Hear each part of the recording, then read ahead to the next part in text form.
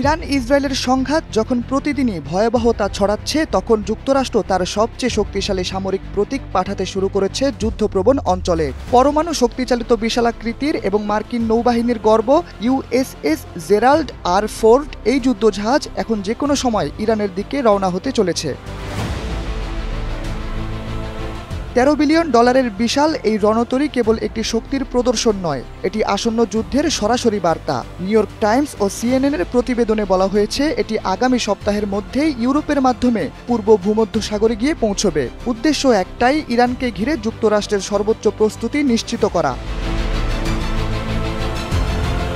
1100 foot লম্বা এই দানবীয় রণতরী পারমাণবিক শক্তি চালিত এবং এতে রয়েছে শতাধিক আধুনিক যুদ্ধবিমান, ড্রোন, হেলিকপ্টার ও মার্কিন নৌবাহিনীর সেরা সব প্রযুক্তি। এটি একাই একটি চলন্ত যুদ্ধ ঘাঁটি, যা সমুদ্র থেকে আকাশ পর্যন্ত একযোগে আঘাত হানতে সক্ষম।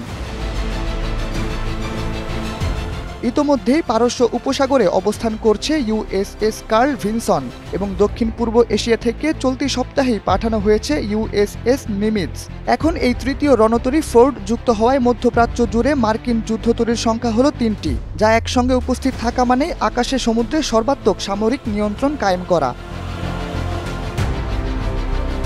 এই যুদ্ধ প্রস্তুতি আরও জোরালো হয়ে উঠেছে যখন ইউএসএস টমাস হার্ডনার নামক একটি ব্যালিস্টিক ক্ষেপণাস্ত্র ধ্বংসে সক্ষম যুদ্ধজাহাজকে পশ্চিম ভূমধ্যসাগর থেকে সরিয়ে পূর্ব ভূমধ্যসাগরে নিয়ে আসার নির্দেশ দেওয়া হয়েছে।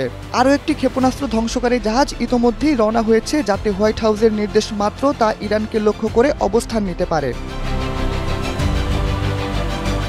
সিএনএনের বরাতে প্রতিবেদক জ্যাকারি কোহেন জানিয়েছেন, এই রণতরীর অবস্থান হঠাৎ নয়, গত বছরই এর মোতায়েনের পরিকল্পনা ছিল, কিন্তু এখন তা বাস্তবায়নের সময় এসেছে।